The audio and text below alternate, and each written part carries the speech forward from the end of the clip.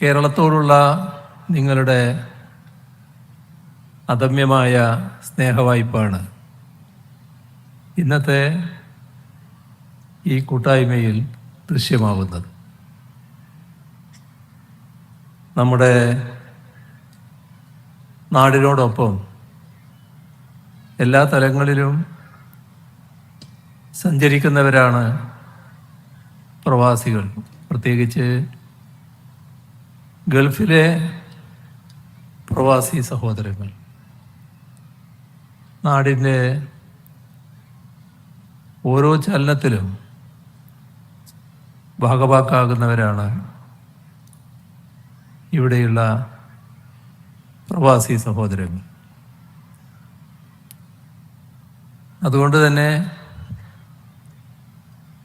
കേരളത്തിൻ്റെ ഓരോ ചുവടുവെപ്പും വലിയ താല്പര്യത്തോടെയാണ് നിങ്ങൾ വീക്ഷിക്കുന്നത്. സംസ്ഥാനവും നമ്മുടെ നാടിൻ്റെ പുരോഗതിക്ക് വലിയ തോതിൽ സംഭാവന ചെയ്യുന്ന പ്രവാസി സഹോദരങ്ങളുടെ കാര്യത്തിൽ അങ്ങേയറ്റത്തെ കരുതലോടെയാണ് നീങ്ങുന്നത്.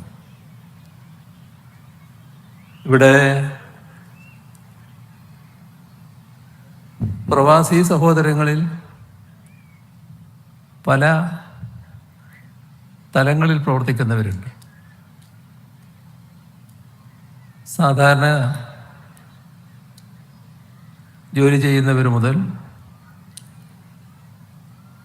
അതിവൈദഗ്ധ്യമാർന്ന ചുമതലകൾ നിറവേറ്റുന്നവർ വരെ. നമ്മുടെ നാട്ടിൽ നിന്ന് പ്രവാസ ജീവിതം നയിച്ച് വ്യാവസായിക രംഗത്ത് വലിയ തോതിൽ വിജയം നേടിയവർ, ശാസ്ത്രരംഗത്തെ പ്രതിഭകൾ, ഇവരെല്ലാം കേരളത്തെക്കുറിച്ചുള്ള കരുതൽ എല്ലായ്പ്പോഴുമുണ്ട്. പക്ഷേ നമ്മുടെ നാടിനെക്കുറിച്ച് അവർക്ക് ഒട്ടേറെ അഭിപ്രായങ്ങളുണ്ടെങ്കിലും നാടെങ്ങനെ മുന്നോട്ട് പോകണം എന്നതിനെക്കുറിച്ച് അവരുടേതായ നിർദ്ദേശങ്ങൾ സമർപ്പിക്കുന്നതിനുള്ള അവസരമോ വേദിയോ ഉണ്ടായിരുന്നില്ല. അവരത് മനസ്സിൽ സൂക്ഷിക്കുകയും ചില സുഹൃത്തുക്കളോട് സംസാരിക്കുമ്പോൾ രേഖപ്പെടുത്തുകയും ഒക്കെ ചെയ്യുന്ന നിലയാണുണ്ടായിരുന്നു. കേരളത്തിൻ്റെ മുന്നോട്ട് പോക്കിന് പ്രവാസി സഹോദരങ്ങളുടെ പങ്കാളിത്തം കൂടി എങ്ങനെ ഉറപ്പുവരുത്താം എന്ന ആലോചനയുടെ ഭാഗമായാണ് ലോക കേരള സഭയ്ക്ക് രൂപം കൊടുത്തത്. നിങ്ങൾക്കെല്ലാവർക്കും അറിയാം, 2018 ലോക കേരള സഭ ആദ്യമായും രൂപം കൊള്ളുന്നത്. അത് പുതിയൊരനുഭവമായിരുന്നു. നമ്മുടെ രാജ്യത്ത് പുതിയ അനുഭവമാണ്. ലോകത്ത് തന്നെ ആ രീതിയിലുള്ളൊരു സംവിധാനം പ്രവാസ ജീവിതം നയിക്കുന്നവരെ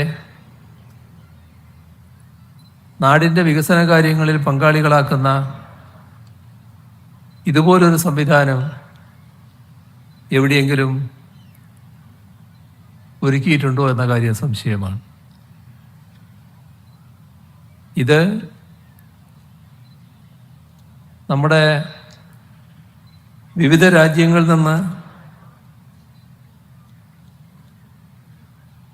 നോമിനേറ്റ് ചെയ്യപ്പെടുന്ന പ്രവാസി സഹോദരങ്ങളും കേരളത്തിൽ നിന്നുള്ള പാർലമെൻറ്റ് അംഗങ്ങളും കേരളത്തിലുള്ള നിയമസഭാംഗങ്ങളും ഉൾക്കൊള്ളുന്നൊരു സഭയാണ്.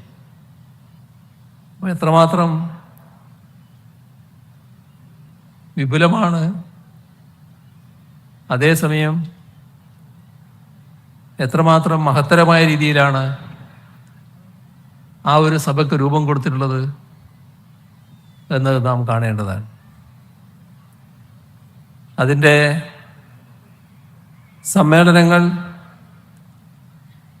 4 പ്രധാന സമ്മേളനങ്ങൾ ഇതേവരെ നടന്നു കഴിഞ്ഞിട്ടുണ്ട്. മാത്രമല്ല മേഖലാ സമ്മേളനങ്ങൾ 3 നടക്കുകയുണ്ടായി. ദുബായ്, ലണ്ടൻ, ന്യൂയോർക്ക് ഇത്രയും സ്ഥലങ്ങളിൽ മേഖലാ സമ്മേളനങ്ങൾ നടന്നു. നമ്മുടെ ആദ്യ ലോക കേരള സഭയിൽ 35 രാജ്യങ്ങളുടെ പ്രതിനിധികൾ മാത്രമാണ് പങ്കെടുത്തിരുന്നത്. എന്നാൽ 4ാം സഭയിൽ 103 രാജ്യങ്ങളാണ് പ്രതിനിധികളായി വന്നത്. 5ാമത്തെ സഭ ഏതാനും ആഴ്ചകൾ കഴിഞ്ഞാൽ വരാൻ പോവുകയാണ്. സ്വാഭാവികമായും ഇതിൽ കൂടുതൽ രാജ്യങ്ങളിൽ നിന്നുള്ള പ്രതിനിധികളാണ് അതിലുണ്ടാവുക.